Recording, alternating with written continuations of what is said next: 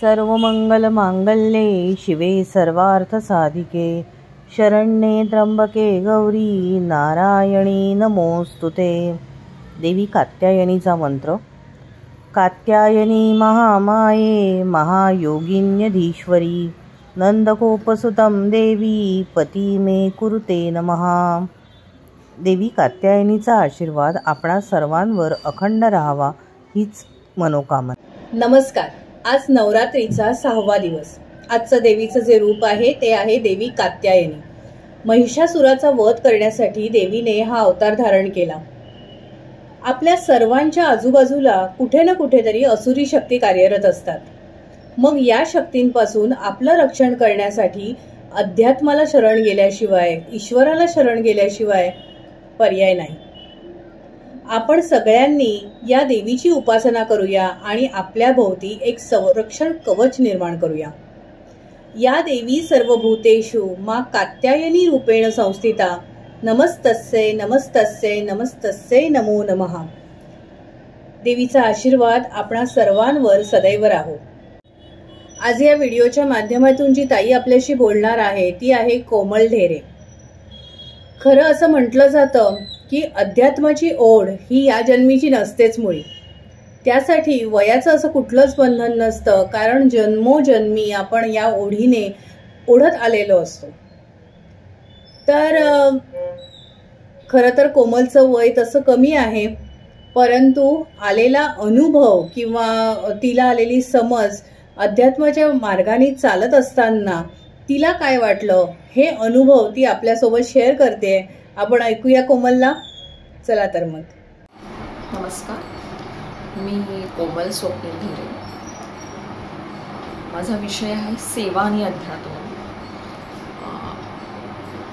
अध्यात्म या विषयावर बोलण्याआधी मी सुप्रिया म्हात्रे मॅडम यांचे खरंच खूप आभार मानते की ते असे वेगवेगळे प्लॅटफॉर्म उपलब्ध करून देत असतात, जेणे आपण आपल्याला वाचलेलं किंवा आपण अनुभवलेलं काही गोष्टी आपण लोकांसमोर मांडू शकू किंवा लोकांपर्यंत ते पोहोचवू शकू। माझा विषय आहे सेवा आणि अध्यात्म। अध्यात्म या विषयावरती बोलण्या इतकं मी खरंच मोठी नाही आहे किंवा माझं तेवढं वाचन नाही आहे असं मी म्हणेन, पण सेवेतून जे अध्यात्म कळालं आहे त्याविषयी मी नक्कीच बोलू शकते। मुळात अध्यात्म हा शब्द ऐकला किंवा बोलला तरीही मनात एकच गोष्ट येते, ती म्हणजे सेवा। निस्वार्थ सेवा, निस्वार्थ सेवा। मी स्वामी समर्थ महाराजांची भक्त आहे। मी त्यांची खूप म्हणजे मी असं म्हणते की मी खूप सेवा केली। जेव्हा जेव्हा मला वेळ मिळायचा तेव्हा मी नामस्मरण वगैरे केलं असं मी म्हणते, पण प्रत्येक सेवेकऱ्याचे अनुभव, प्रत्येक सेवेकऱ्याची सेवा ही निश्चितच वेगळी असते।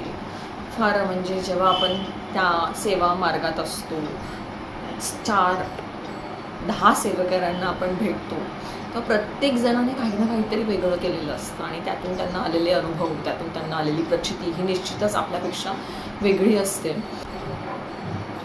मला सेवेतून खूप अनुभव आले। महाराजांची सेवा केल्यानंतर मला फार वेगवेगळे अनुभव आले। मग माझा गिरनारच्या पहिल्या वारीचा अनुभव असेल किंवा महाराजांबद्दल खूप पुस्तकं वाचताना आलेले अनुभव असतील। म्हणजे अनुभव आले म्हणजे असं नाही आहे की मी एखादी गोष्ट मागितली आणि महाराजांनी मला ती दिली, हा अनुभव नाही आहे। अनुभव म्हणजे मी त्यांना वाचतेय, मी त्यांची सेवा करते, मी त्यांचं नामस्मरण घेते आणि त्या नामस्मरणाच्या दरम्यान त्यांचं अस्तित्व जाणवणं, ही अनुभव मला वाटतं ही खूप मोठी अनुभव आहे, जो मी माझ्या गाठीशी म्हणजे जो मला स्वतःसाठी आलेला अनुभव आहे, जो मी आयुष्यभर माझ्याबरोबर ठेवू शकते। अध्यात्म किंवा देव आहे नाही, ह्या खूप खूप वेगळ्या गोष्टी आहेत, त्या फक्त अनुभवातून पुढे आपल्याला समजतात असं मला वाटतं। आणि मला फक्त इतकंच म्हणायचं आहे, देव ह्या संकल्पनेला, देवाला कोणत्याही नेगेटिव्ह गोष्टींबरोबर जोडण्यापेक्षा देवाला पॉझिटिव्हिटीशी जोडून त्यातून आलेल्या अनुभवाला आपण आपल्याबरोबर आपल्या आजूबाजूच्या लोकांना घेऊन आपण तिथपर्यंत गेलं पाहिजे, अध्यात्मापर्यंत. कारण आजकाल खूप असं ऐकायला मिळतं, बघायला मिळतं की एखादं काम नाही झालं की देव नाही आहे किंवा देव असंच करतो. तर ह्या सगळ्याच्या पलीकडे जाऊन एक गोष्ट आहे, माझ्या बाबतीत मला काय मिळालंय, मी काय मागितलं याही पेक्षा काहीतरी पुढे आहे, जे सगळ्या गोष्टींपेक्षा, सगळ्या लिव्हिंग बिंगपेक्षा खूप वेगळं आहे, जे आपण अनुभवायला पाहिजे. आणि मला वाटतं हेच आपल्या लाईफचं पर्पज असलं पाहिजे, की तिथपर्यंत पोचलं पाहिजे की मला अस्तित्व जाणवलं पाहिजे किंवा मला सहज काही अनुभव आले पाहिजे, जे खूप मनस्पर्शी अनुभव असतील, मनाला स्पर्श करणारे असतील, जे अनुभव माझे स्वतःचे असतील आणि जे मी ठामपणाने समोरच्याला सांगू शकते की येस देव आहे. आणि अध्यात्माकडे नेणारे खूप मार्ग आहेत, त्यातला सेवा हा मार्ग निश्चितच आपण अंगीकार करू शकतो असं मला वाटतं. आणि आज आपण बघतो की बरेच लोक देवाला, अध्यात्माला ह्या चुकीच्या संकल्पनेबरोबर जोडतात.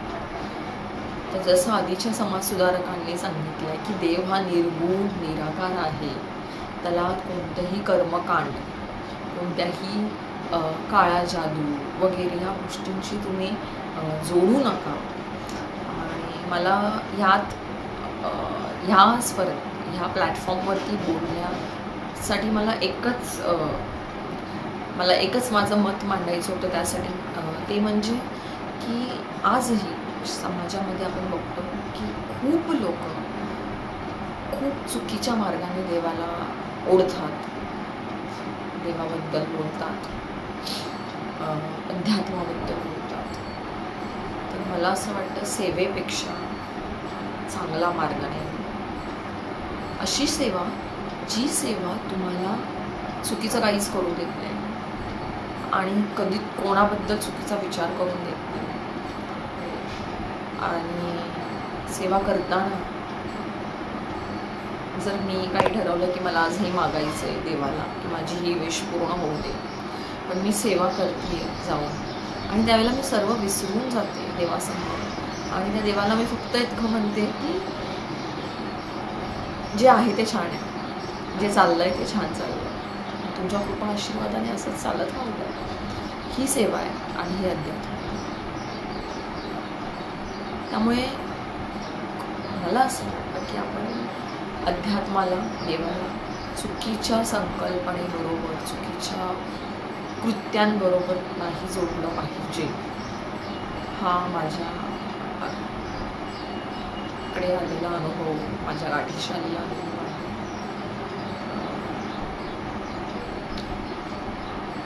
थँक्यू. श्री स्वामी समर्थ.